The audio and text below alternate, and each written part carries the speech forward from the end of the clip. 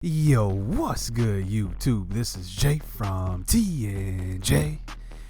And make sure you go and hit that like button because this franchise is getting pretty good coming up to this point. So here we go. A couple episodes, we decided to kind of put out a feeler for who we should go after in trades and how we should make our team better. And one of the guys was Michael Fulmer. If you look at here, his stats are pretty good. Whip at 112. He is 4-3, but that's probably because he's just not getting the run support. I pretty much know that if we trade for him, we could probably give him that run support that he needs to probably take his game to the next level. Right now, he's 84 overall for the Detroit Tigers, and I think he can pretty much boost our starting rotation. He would be our ace right now and probably our ace in the future going forward. So let's look at the initial trade that we had offered him. So it was Taylor Ward, who's actually, he's really good. If you look at him, he was 70 overall when we first traded for him. He's now 74, so he's gone up 4 overall in pretty much maybe 3/4 of a season. If we line it up to last year and into this year, probably the equivalent of 3/4 of a season, he's went up 4 overall. Then we offered our top prospect, Trevor Rogers. To make this realistic, it would probably require the top prospect in our organization to get him. So Trevor Rogers is going. Then Brandon Drury. We did just sign Brandon Drury, but if you look at their third baseman here, he'd be their best third baseman. So they would probably want him, and plus he's only 26. He's really young. I like Brandon Drury a lot, and I do kind of feel a certain way giving him up, but it's necessary. In order to, get good players, you have to give up good players. So we decided to look at, some of their other guys, see Trevor Rogers, see where he slots in to their farm system, and he's probably right behind Matt Manning here, and he might be at the same kind of the same pedestal as Matt Manning because they're pretty much the same overall, same potential, both A potential guys, both 21 actually. So they're going to be set up for the future. But let's look at their catchers. So they actually have pretty good catchers in the organization. They have Jake Rogers, who's 23, which pretty much makes Taylor Ward blocked here, because if you look at behind him, now they have a 22-year-old Varsho, and he's a B potential. So I don't know exactly how Taylor Ward fits in their system. So I'm going to actually try to remove Taylor Ward and add somebody else in to make it really realistic, because they wouldn't want a catcher because, like I said, they have 2 catchers right now. So let's look at somebody like Sean Little. And Sean Little, remember, in the beginning of this franchise, he was one of the guys that we had during that prospect showcase. You guys submitted him, and he's progressed really good. But you know what's funny about him is that I had him listed at right fielder. He was 63 overall, and I literally just changed his position to left field, and he went up 3 overall. So he is 66 overall in left field.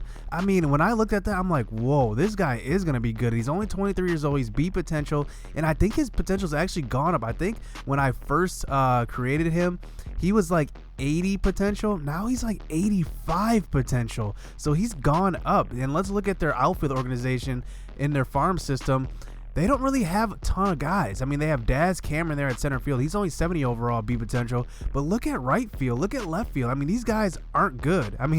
To be honest, they're just not good. Sean Little would instantly make their organization better in the outfield. So I like adding him to this deal, making it a little more appealing and more realistic for the Tigers, because like I said, they would not trade for a catcher because they're pretty much shored up at catcher, and I think I'm going to offer this trade. So we do that, we get the response, and they accept it.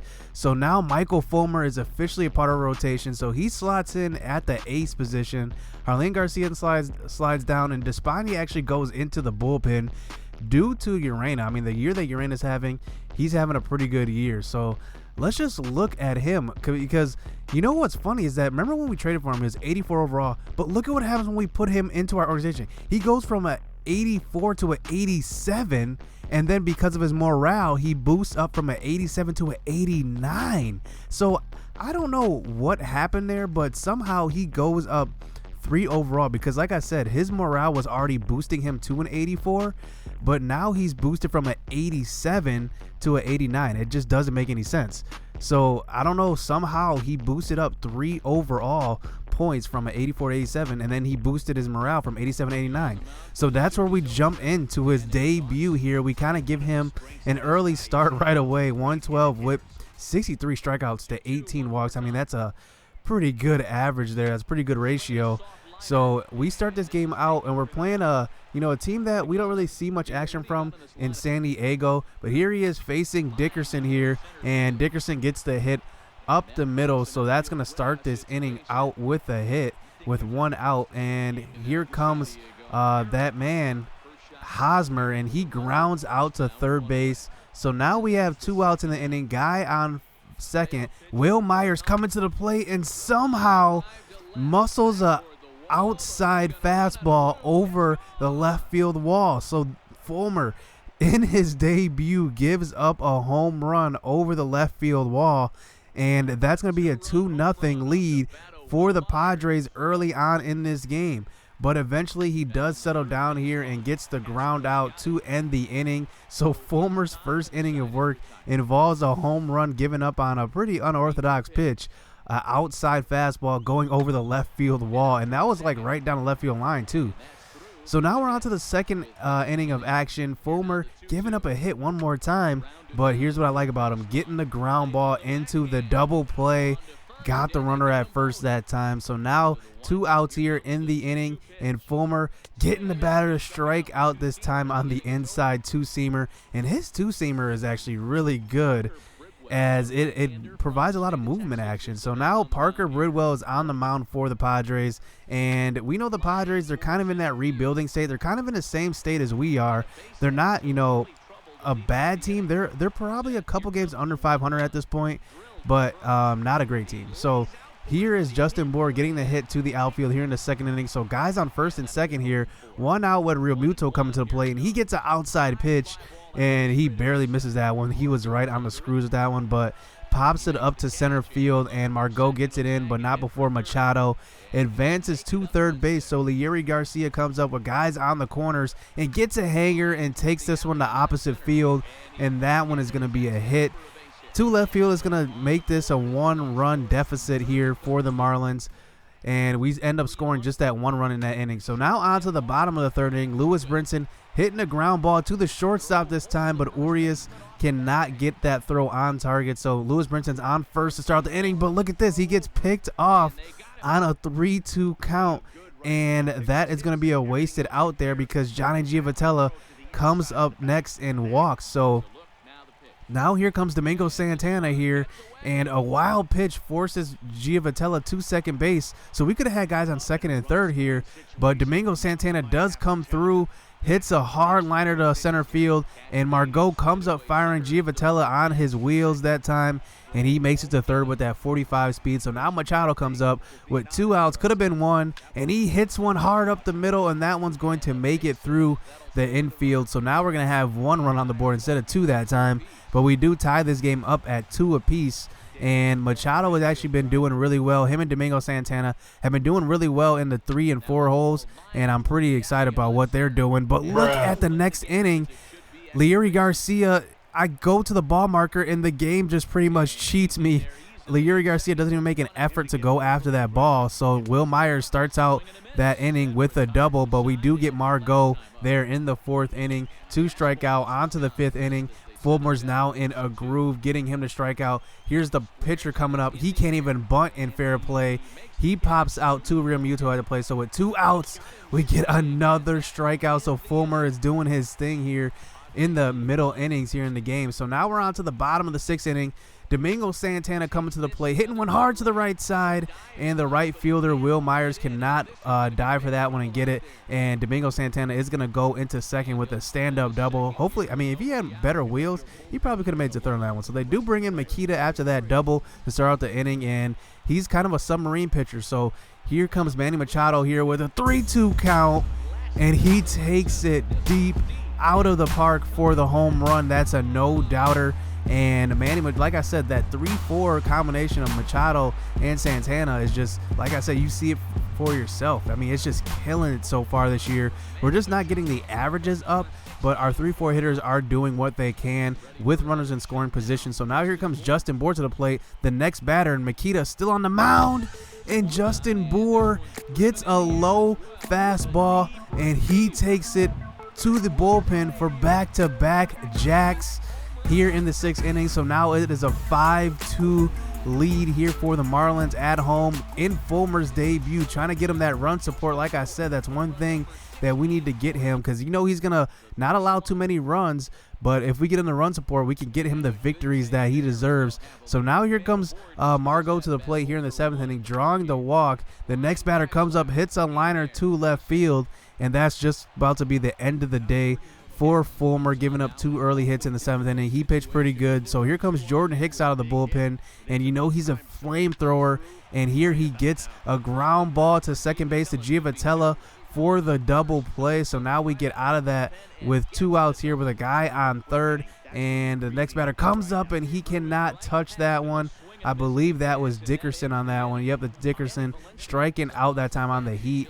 And that's one thing I like about Jordan Hicks, is that if you have a guy that's on the mound that's maybe doesn't have a high 90s fastball and you bring in Jordan Hicks, it will prove to be a difference, as Danny Valencia comes up in the bottom half of this inning after the 7th inning stretch, and he hits one deep to left field. Danny Valencia finally getting going, and I've been looking for him to get going. Remember, he was hitting about 216 after I signed him, and he's finally hitting one deep. We wanted to see that power, and there it is on display. So now Tony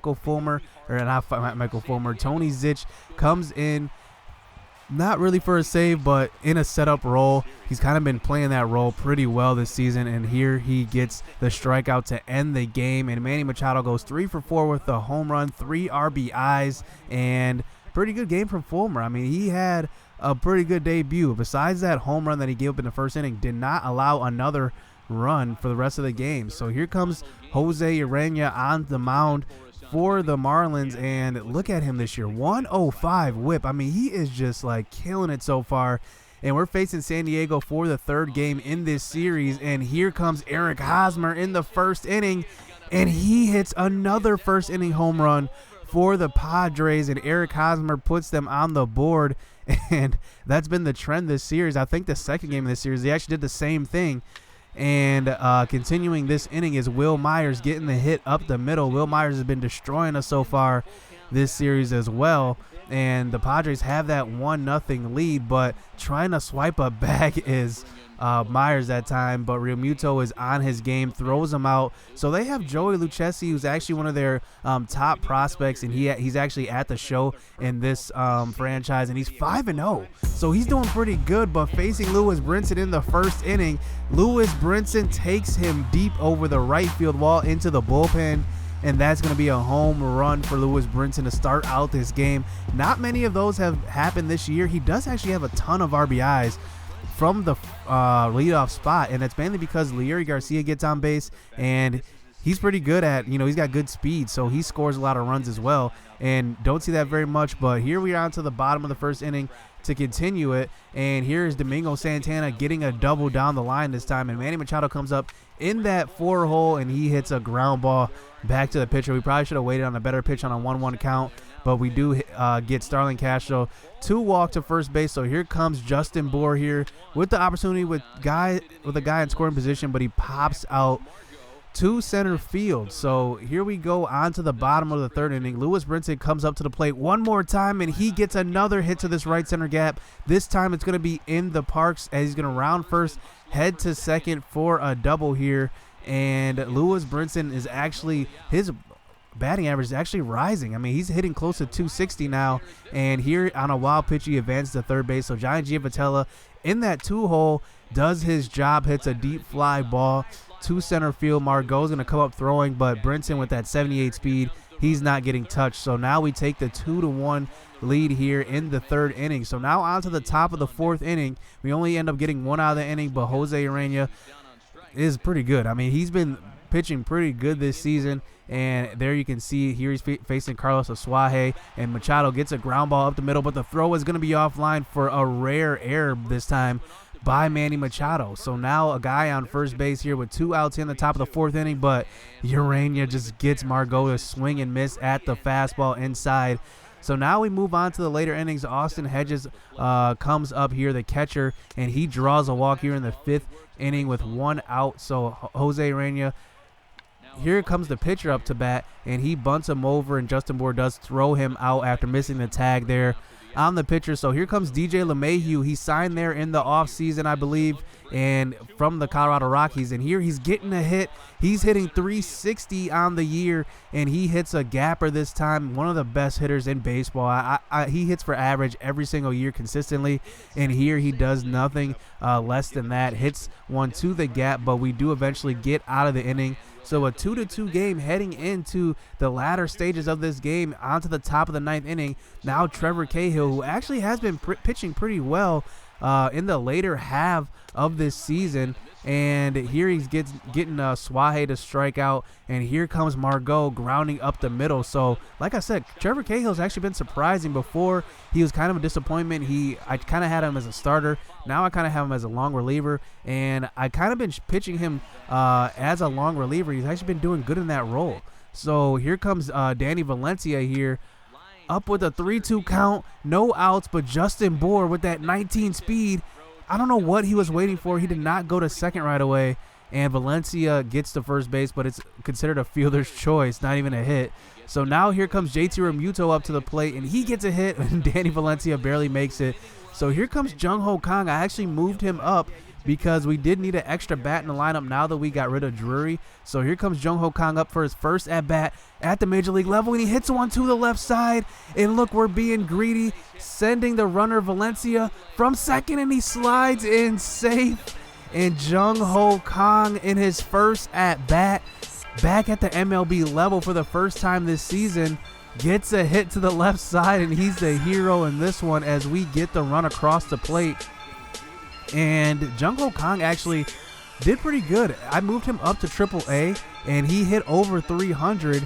And in that starting role, because remember I had Lucas Salih at third base, I decided to move Salih down to AA to get him some work there and allow Jung Ho Kang to get more at bats, because I knew this moment would come where I would eventually move him up. That's what I signed him in the offseason for, and he comes through for the walk-off hit that time. So now we're on to a battle of the aces game here. Chris Sale versus Michael Fulmer once again on the mound, and here's Leury Garcia in the fifth inning, driving in a run this time, and we're going to take the 3-0 lead here on Chris Sale in this game as Leury Garcia, you know, he's having kind of an okay year. It's not a great year that he was having last year, but he's definitely doing okay. And here's Lewis Brinson grounding out this time to the shortstop Bogarts, but here comes Domingo Santana up, and for some reason I can't switch his number to 16. I'm kind of sick of it because I don't know, nobody on the team is 16, but somehow the game won't let me change him to number 16 because that's his natural number.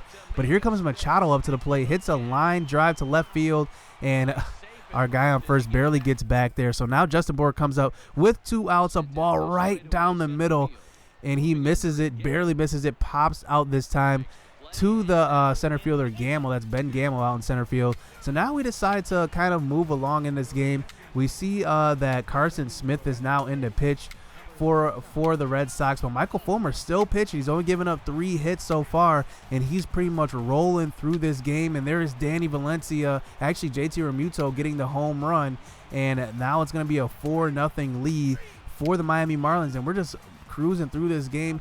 Here comes Leury Garcia up to the plate. Lewis Brinson gets another single. So now we see John Giavotella and Lewis Brinson on first and second. So we decide to jump into the action. Domingo Santana coming to the plate, and he hits one hard up the middle. The runners hesitate since it's close to the second baseman, and we do end up moving both runners in, and that's going to be another run for the Miami Marlins here against the Boston Red Sox on the road. And with 2 outs, Manny Machado does fly out, but we've given Fulmer a 5-0 cushion, and he's going for the complete game in this game. And here he is facing JD Martinez, striking out that time on the inside fastball. So here comes Mookie Betts. Actually, I believe is that Mookie Betts? Yeah, I think that's Mookie Betts. He grounds out this time to the third baseman, but look at this. Justin Bour cannot handle the throw that time from Valencia, and that is going to be an error charged to, I believe that was charged to Valencia. So now here comes Danny Barnes in after another hit up the middle, just trying to get us out of this game. And Danny Barnes has actually been a bright spot in our bullpen as he gives up a hit to the left side. So now bases loaded here. 1 out here for Danny Barnes, and Austin Barnes, no relation I don't think, comes to the plate 0 for 1 with 2 walks, and he strikes out there on the low slider. So now Mitch Moreland comes up with 2 outs here. Could easily make it a 1-run game with a grand slam, but Danny Barnes does get the strikeout, and Fulmer gets the win, and almost a complete game. But I mean, I'll take it. No runs given up to one of the best lineups in baseball, and that is going to be another victory, his first 2 victories for Fulmer. But we do have some weird news coming out of this game. Johnny Gianfatella actually gets hurt, out 2 to 3 months with a fractured shin. So after trading Brandon Drury and signing Valencia and bringing up Jung Ho Kang, I mean, we don't have much depth at all right now, and I don't know what we're going to do, but we got to make a move to replace him. I don't know if we're going to sign a free agent.